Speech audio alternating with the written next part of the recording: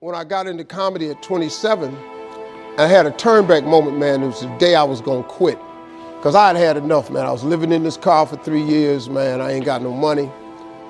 And I was gonna call my mom and dad and ask them, could I come home and just stay in the attic for about 4 months till I find a job. My father told me, you can't come back home. Once you leave my daddy's house, you got to figure it out. So I knew it was gonna be hard, but they had put an answering machine in the attic for me. And so I was bathing in a hotel in Pensacola, Florida. And the way I used to bathe was, I used to go to hotels that had those bathroom doors that went floor to ceiling. I would go to real fancy, like Ritz-Carltons and stuff like that, because they had linen towels wrapped up in a basket.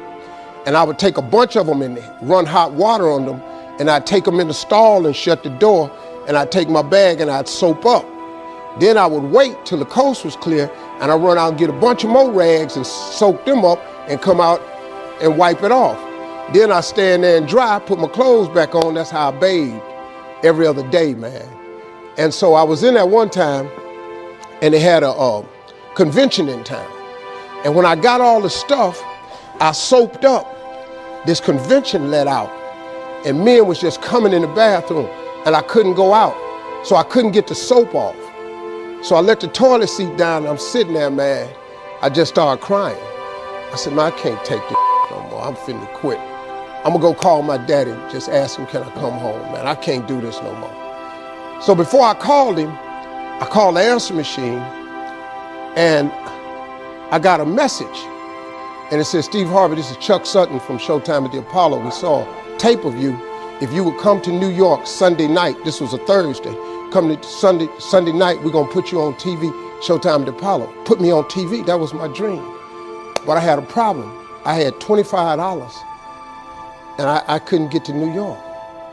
How was I gonna get to New York with $25? So I said, man, I went back in my car, and I'm crying again. I said, man, God, I finally get a shot to get on TV, and then I can't even go. I said, how could you do this to me? You know, I'm 30-something now, man. I've been waiting my whole life, and you get me here?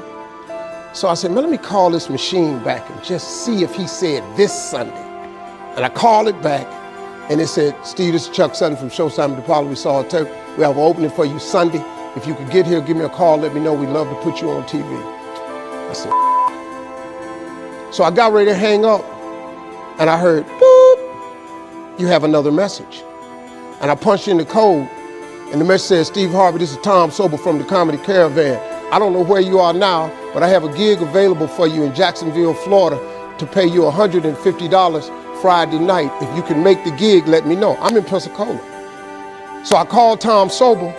He sends me to this gig to make $150. I go the next night, I make $150, but I was so funny, the club owner said, if you stay the next night, I'll pay you another $150. I got $300.